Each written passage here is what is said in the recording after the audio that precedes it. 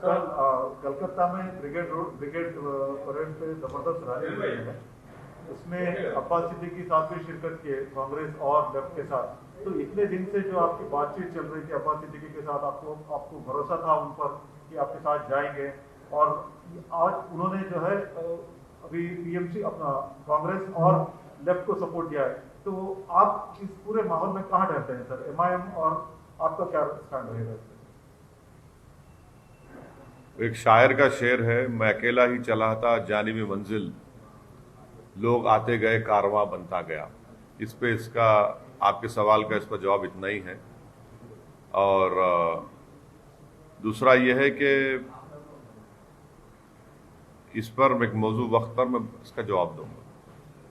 अच्छा, तो कल लेकिन आपकी क्या बातचीत चल रही है अब्बास सिद्दीकी के साथ? क्या हो रहा है वहाँ पे? बताऊंगा आपको, तफसील से बताऊंगा थोड़ा सही वक्त।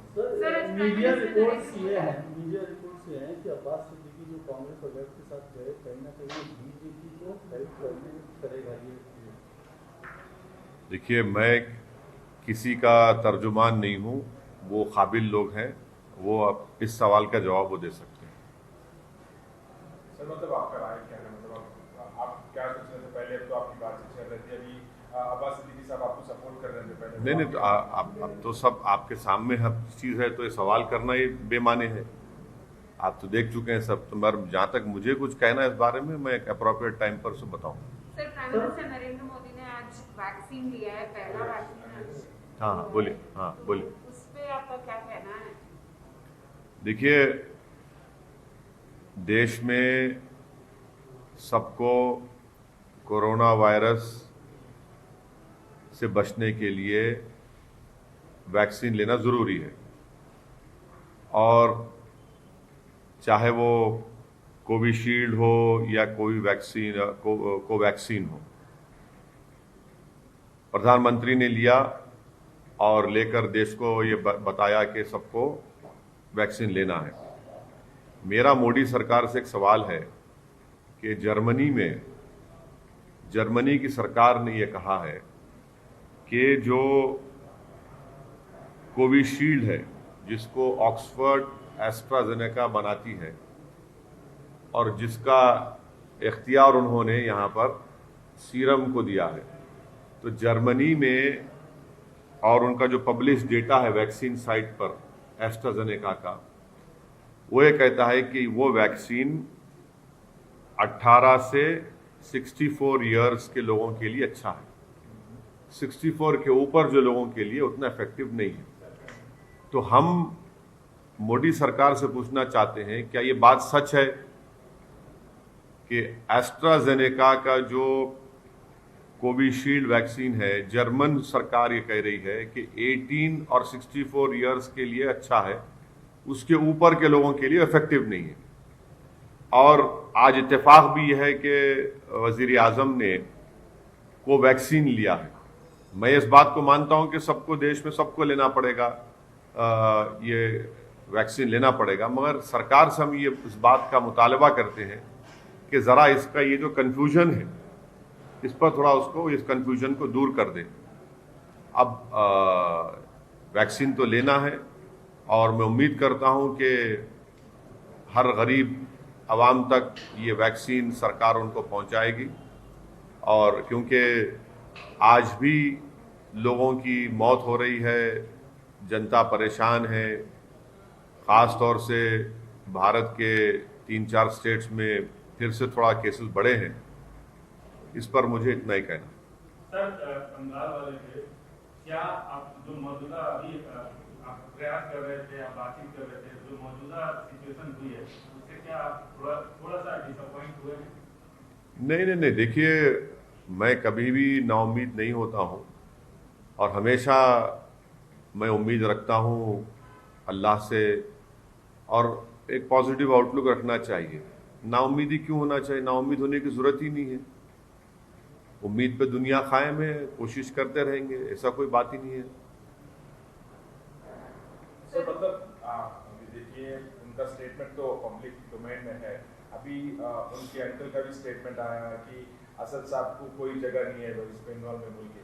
मतलब सर, इस पूरे मुद्दे को आप कैसे देखते हैं? अभी ये नया स्टेटमेंट में क्या बोलेंगे आप, और अब्बास सिद्दीकी साहब के स्टेटमेंट में आप क्या बोलना चाहेंगे? नहीं, मैं तो उनके अंकल कौन है, क्या नाम है उनके अंकल का, कुछ तो हाँ सर, क्या बोल के, मतलब वो लोग कह रहे हैं कि वो कौन सी पार्टी में है वो, वही पार्टी में और उनके मिर्जादा थोड़ा सा नहीं नहीं, वो कौन सी पार्टी में, वो टीएमसी के है वो, ISF के पार्टी के ही है। नहीं नहीं, वो टीएमसी के हैं, तो वहाँ से देख, हाँ TMC के हैं। हाँ वो टीएमसी के हैं, तो टीएमसी तो बोलेंगे ना। सर कहीं ना कहीं डिच हो गया है, कहीं ना कहीं क्या?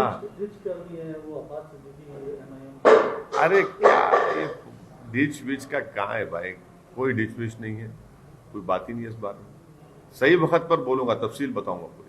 तो आप नाराज होंगे सर, इतना मेहनत किए, इतना भरोसा किया अब्बास सिद्दीकी पे। अरे नाराज क्या है, देखिए हम गुजरात गए, गुजरात में हम सिर्फ मेहनत किए, वहां पर हमारे 7 कॉरपोरेटर अहमदाबाद में जीते। अब हमको उम्मीद है कि इंशाअल्लाह ताला भरूच से, गोधरा से, मोडासा से भी हमारे कैंडिडेट्स कामयाब होंगे।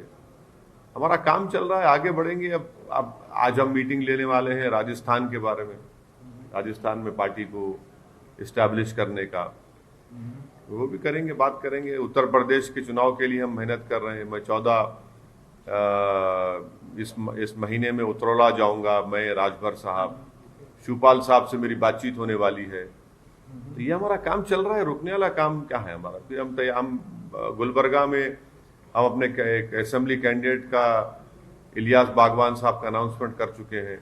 तो हमारा काम चल रहा है चौतर। वेस्ट बंगाल कब जाएंगे सर, अभी ये पूरे परिस्थिति में? बिल्कुल जाएंगे, आप फिक्र मत करिए, बताएंगे आपको तफसील से, बंगाल के ऊपर आपको बताएंगे। सर आपके दोस्त राहुल गांधी ने पीएम मोदी की तुलना अंग्रेजों से की। अरे भाई, मेरा तो कोई दोस्त ही नहीं है, मैं तो लैला हूँ, बहुत चाहने वाले हैं। अब आप खामखा हर एक को हमारा दोस्त बना देते हैं, ये आपको एक बुरी आदत है आपको कि दोस्त बनाने की। अब दुश्मन भी कभी बना दीजिए, नहीं मालूम। सर ये कहीं ना कहीं जो अब्बास सिद्दीकी साहब का जो स्टैंड है, इससे MIM के चुनाव मतलब जो कैंडिडेचर है जो नहीं, देखिए तिवारी साहब, जल्द से जल्द एक सही वक्त पर तफसील आपको बताएंगे। सर मतलब आपके स्टेटमेंट से ये समझ सकते हैं कि आप सोलो लड़ने वाले हैं वहाँ पे, या फिर अरे आपको जो समझना है आप समझ लो, मेरे जो समझ में हो, मेरे दिमाग में मैं बताऊंगा आपको बात। आपने कहा मैं अकेला ही चलाता था, अकेले ही हाँ, मैं अकेला ही चला था जानी बेमंजिल, इसका मतलब आप आए, लोग आते गए, कारवां बनता गया। तो कोई लोग आ रहे हैं बंगाल में या अकेले ही चलना है? मैं अकेले, भैया एकला चलो तो वहीं से निकला ना। तो अगला चलो का नारा दिया। हाँ बराबर है, बताएंगे आप। सर मैं बोली मैडम आप। सर जो वैक्सीन आज मोदी जी ने लिए, कोवैक्सीन, और उस पे पॉलिटिक्स भी स्टार्ट हो गई है। ऑपोजिशन कह रहा है कि मोदी जी ने वैक्सीन क्यों ली, तो आपका क्या नहीं कहना है? आप भी वैक्सीन लेंगे फिर? क्यों नहीं लेंगे, क्यों नहीं लेंगे? मैं तो पहले से कह रहा हूं कि ये वैक्सीन को आप वो कर दो, सरकार को देना चाहिए। तो जो पॉलिटिक्स कर रहे हैं इस पे, उस पे मैं ये कह रहा हूं कि वो वैक्सीन हर एक को लेना है जिसका स्टेज 3 के पूरे ट्रायल्स हो चुके हैं, और ये वैक्सीन ज़रूरी है हम तमाम के लिए, अपनी जान को बचाने के लिए, और ख़ास तौर से जो एल्डरली स्टेट्समैन है ओवर 65 ईयर्स, जिसको हम उर्दू में कहते हैं हमारे बुजुर्ग, उन बुजुर्गों की जान बचाना ज़रूरी है, क्योंकि एज के लिहाज से कोमॉर्बिडिटी हो सकती है उनको, एज के लिहाज से उनको ये वायरस उन पर अटैक कर सकता है, तो उन पे खतरा है। तो जितने बुजुर्ग हैं 65 साल के ऊपर के, पहले उनको लेना चाहिए, और अच्छी चीज़ है, बिल्कुल लेना चाहिए। मतलब सर ये वैक्सीनेशन को ड्राइव को आप पॉलिटिसाइज कर रहे हैं, मतलब मैं क्या कर रहा हूँ पॉलिटिक्स, मैं तो बोल रहा हूँ ना। बुजुर्ग से ताल्लुक आपका प्रधानमंत्री। नहीं भाई, उर्दू में जो ज़ईफ लोग होते हैं उनको बुजुर्ग कहते हैं, तो बुजुर्ग लोगों को लेना जरूरी है, बहुत जरूरी है। बुजुर्गों को इम्यूनिटी लेवल कम होता है ना उनका, बल्कि पूरे देश की 137 करोड़ जनता को, जिसमें अगर 18 साल से कम उम्र वालों निकाल देंगे तो उन सबको दिलाना पड़ेगा। बहुत अच्छी चीज़ है, मैं तो एनकरेज करूंगा लेने के लिए। मतलब उसी टाइप के आप सवाल भी उठा रहे हैं। हाँ, मैं आपको सवाल ये, मैं सरकार से सवाल उठा रहा हूं कि इंग्लिश मीडिया के टाइम्स ऑफ इंडिया की रिपोर्ट है, आप ही का सिस्टर ऑर्गेनाइजेशन है, जिसके लिए आप काम करते हैं, जिससे आपको तनख्वाह मिलती है, उन्होंने अखबार में एक बॉक्स आइटम बनाकर न्यूज डाली है। अब मैं तो एक्सपर्ट नहीं हूं, उसमें अंग्रेजी पढ़ के सुना दूं आपको क्या लिखा उसमें, सुन लीजिए। German states want unused extra vax for younger people. उसमें लिखा हुआ है कि several German states called on Sunday for unused AstraZeneca corona virus vaccine to be given to younger people as worries about side effects and efficacy as well as recommendation it be used only for under 65 have meant low take-up of available doses. The German Health Ministry said this week it had administered only 15% of the AstraZeneca shots it has available. Elderly people are first in line to be vaccinated, but Germany has recommended that the AstraZeneca vaccine be given only to people aged 18 to 64. ये आप लोग क्या कर रहे हैं? अब आप मेरे को क्यों इल्जाम लगा रहे हैं? आप भी प्रोटेस्ट करें न्यूज को डाल के। मैं सिर्फ ये पूछना चाह रहा हूं कि प्रधानमंत्री भी आज भारत बायोटेक का कोवैक्सीन लिए हैं, तो सरकार को थोड़ा क्लैरिफाई कर दीजिए। वैक्सीन तो सबको लेना है, जान बचाने का, इसमें कोई, मैं तो सबको बोलूंगा कि प्लीज वैक्सीन लीजिए, और खास तौर से जो 65 साल के ऊपर के जो हमारे बुजुर्ग हैं उन सबको लेना पहले है, सबको जाके लेने का। और उसके बाद जो है मैं तो प्रधानमंत्री से अपील करूंगा कि प्रधानमंत्री से मेरी गुजारिश है कि जितने मीडिया के लोग, खास तौर से जो कैमरामैन हैं, जो फील्ड के रिपोर्टर्स हैं, मेरी प्रधानमंत्री से गुजारिश है कि एक स्पेशल ड्राइव कराकर पहले इन लोगों को दिलाइए आप, क्योंकि जितने कैमरामैन हैं, जितने जर्नलिस्ट हैं, वो कम उम्र के हैं। कोई 40 साल का है, कोई 35 साल का है, कोई 50 साल का है। तो प्रधानमंत्री का आईएनबी मिनिस्टर प्रकाश जावड़ेकर साहब को चाहिए कि वो दिल्ली में वो खुद भी लें और तमाम मीडिया के लोगों को बुला के सबको वैक्सीन लगाएं।